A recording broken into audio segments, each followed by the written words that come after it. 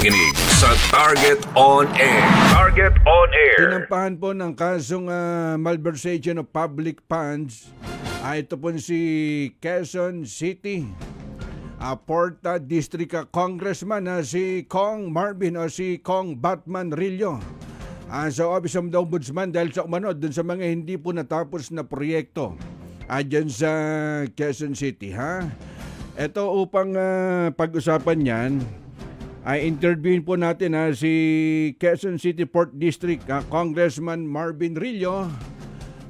Magandang hapon po, Congressman Marvin. Unang-una po, ano po yung inyong reaction doon po sa kasong malversation of public funds na isinampa na laban sa inyo sa Office of the Ombudsman?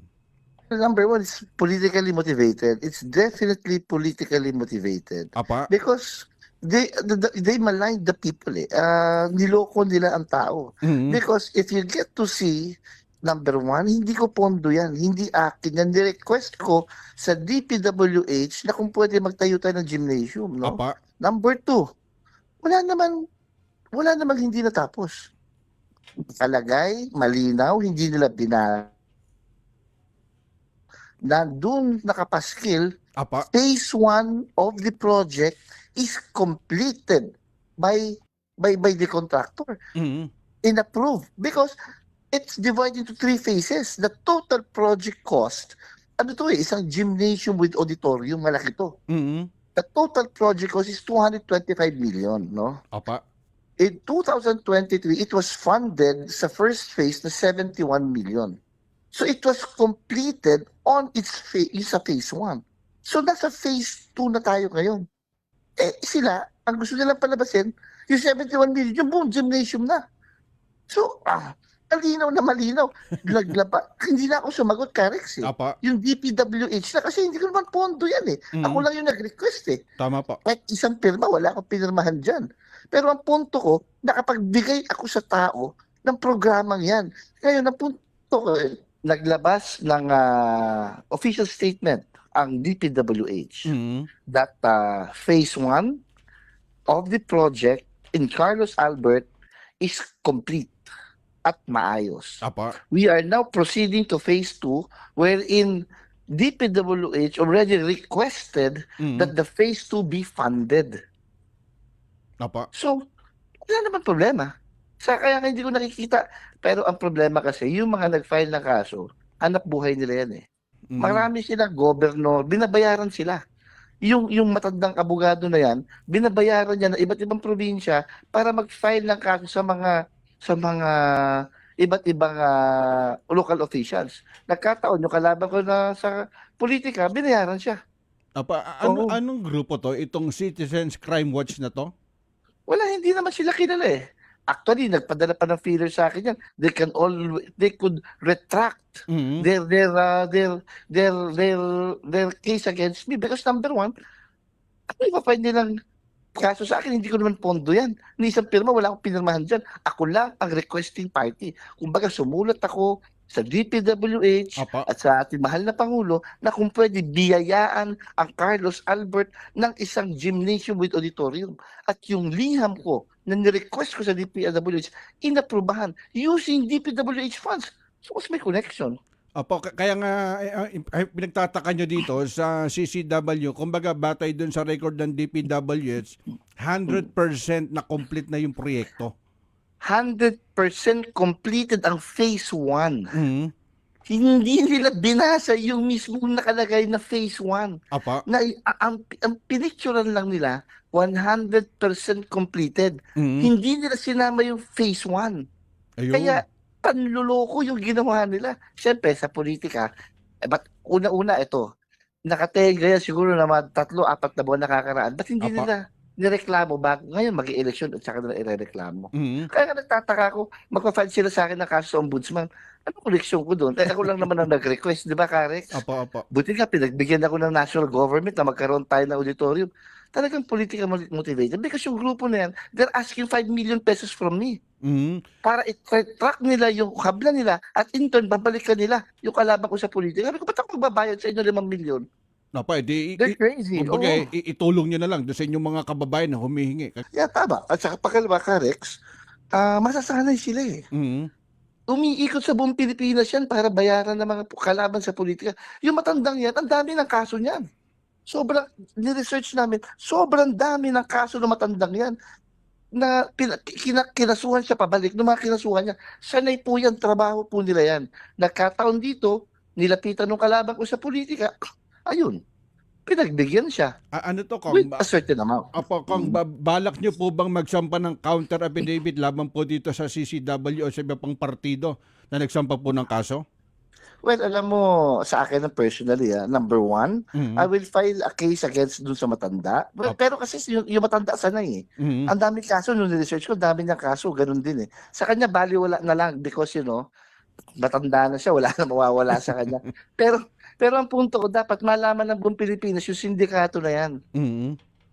Kita mo, nag-a-appear lang yung election. Marami pang governor na kinasuhan yan. Umiikot yan para bayaran ng mga kalaban sa politika. Apo, Oo, kumbaga, umiikot sila. kumbaga naka-organize sila na kung sino kalaban, ito gagawin nila para yung kalaban naman magpopondo. Well, actually, they present themselves. O baka may gusto kayo ikaso sa kalaban sa politika. Bayaran nyo kami. Kami ang haharap. Wala kayong isipin. Kunwari, private entity kami. Ganun ang kanyang style. Ngayon, nagpadala sa akin ng feelers. Kasi yung campaign manager ko, kaibigan yan. Nagpadala ng feelers, 5 million daw. I-retract nila yung kanilang kaso.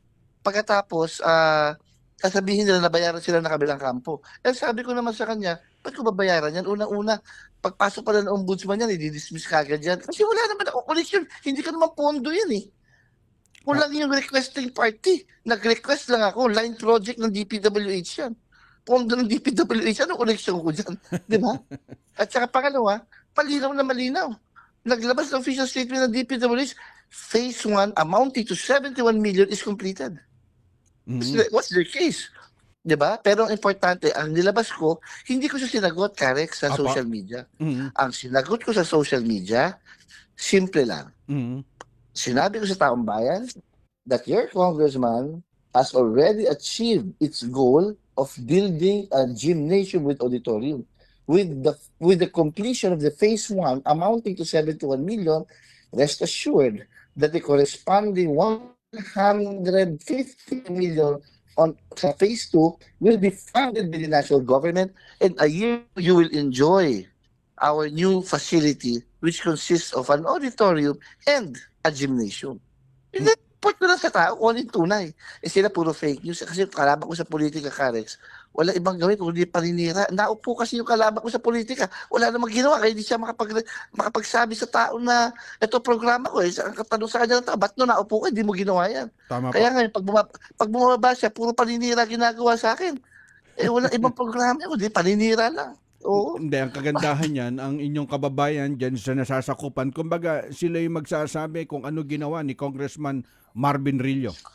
Tama ka, Rex. Yung mga kababayan natin ang saksim buhay, alam nyo, pagka bumababa ako, umiikot ako, nagpapatawag ako, ang salita nila, huwag kayong mag-alala, Congressman, ang kapatid ng sinungaling, magnanakaw. Ayaw namin sa magnanakaw. Naupo yan ng pandemya, walang binigay sa taong bayan yan. Binul sa lahat ng pera. Kaya alam nyo, tao na nagsasalita, no?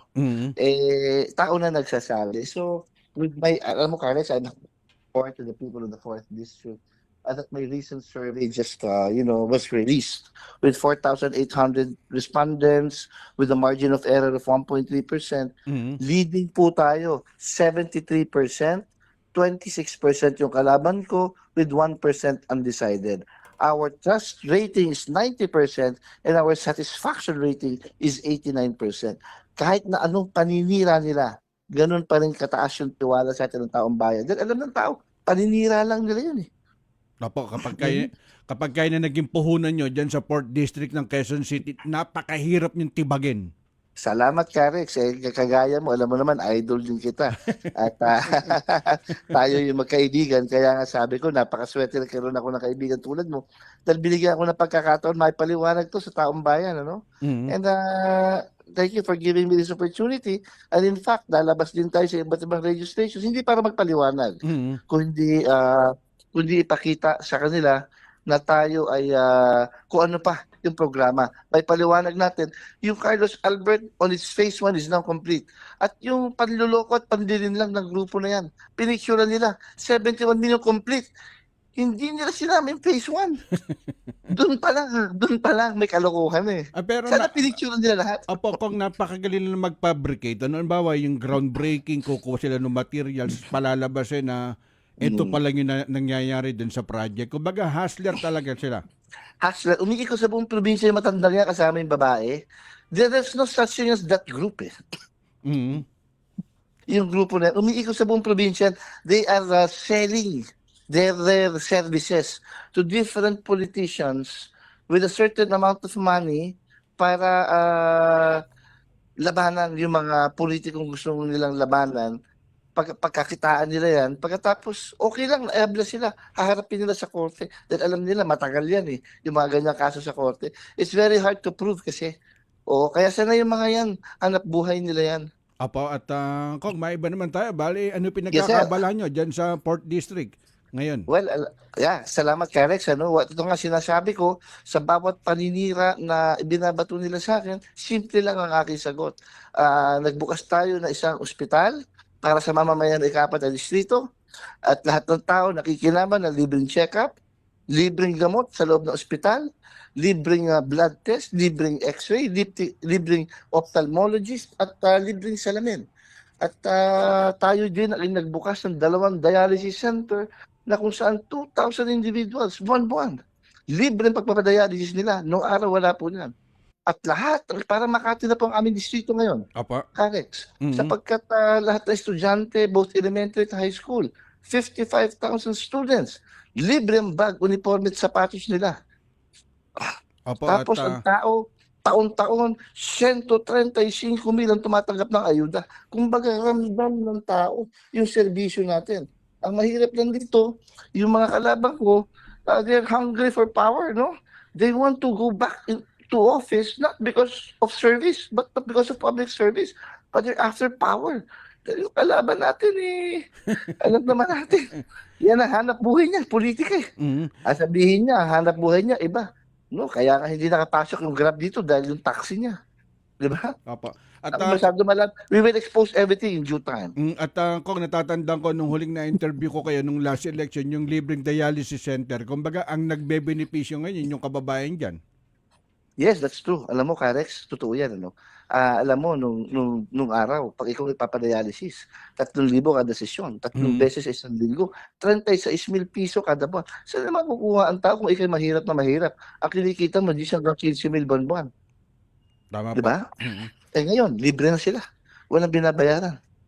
Yun ang magandang pag-usapan. Yung mga Carlos Albert issue na yan, ako. Sabi nga ng mga magulang sa akin, kaharap ko mismo.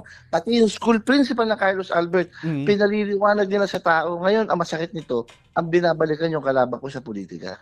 Tama po, dahil napakaganda ng advocacy nyo dyan sa Quezon City. Kung di na namin kayo aabalahin, baka mensahe kayo Maraming sa inyong salamat, kababayan. Karex. Well, simple lang po ang mensahe natin sa ating mga kababayan sa ika-4 na distrito ng Quezon City. Huwag po kayong maniniwala sa fake news. Number 1 po, yung kalaban natin. Tignan nyo, pag nagsalita sa entablado yan, wala pong programang sinasabi yan. Hindi po siya pwede magsabi ng programa dahil ang tanong ng tao, ayan pala programa mo, ba't nung naupo ka, hindi mo ginawa yan?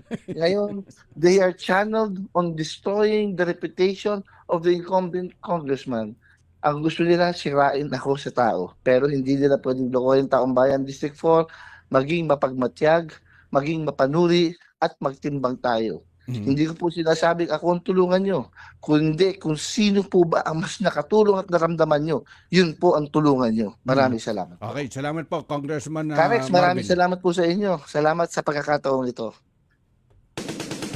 Anong mga batas ang kailangan ng taong bayan? Anong mga proyekto ang nakapila para sa distritong kanilang nasasakupan? Ang mga kasagutan sa inyo sa House Represent dito sa Target on Air.